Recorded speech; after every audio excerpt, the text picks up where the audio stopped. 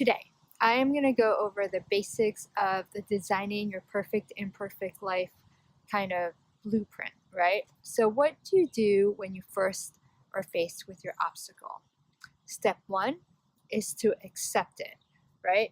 You accept where you are, you acknowledge that you have an obstacle or a problem, and that's the first step.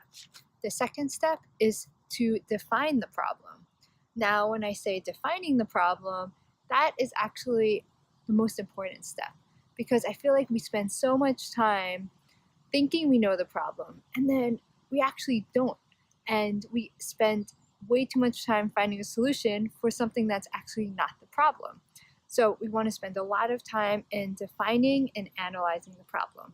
And after that, we've acknowledged that we have an obstacle and then that we define what that obstacle or problem actually is, the next step is to ideate and to brainstorm possible solutions. And this is where it helps to have other people involved as well to get outside opinions, but you just throw out as many ideas as possible.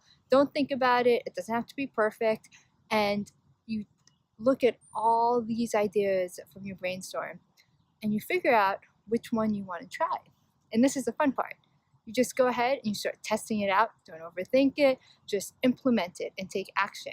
And then in that way, when you test it out, then you can really actually try it out instead of just thinking about it, right? It forces you to take action. And then after testing it out, you might find out some things like, oh, this isn't working. Or maybe that wasn't the problem after all, and things will come up. And then you can either, you can repeat it all over again. You can define the problem again. You can iterate. You can, start brainstorming again. And you keep on going. It's kind of this evolving process. So you could see there's different ways that it could evolve. But essentially, you're always moving forward. And you're never stuck. You always feel like you're learning and and before you know it, you've overcome that obstacle, and you probably find yourself in a place that you never even thought that you would be, which I think is actually the most magical part about the designing the perfect imperfect life.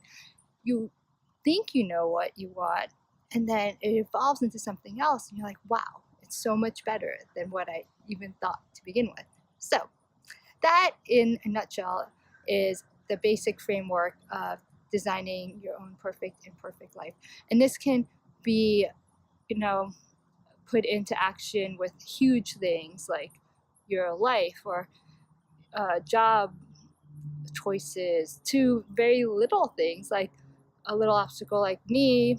A small one would be like my morning commute, how I find it very hard to get to work on time. I can apply these concepts to something that small, or I can apply it to something as big as, my fertility issues that I had for 6 years. So that is what's so great about this mindset and this way of thinking. So this is a little intro to it, and you'll be seeing more soon. That's it. Have a great day, guys. Bye.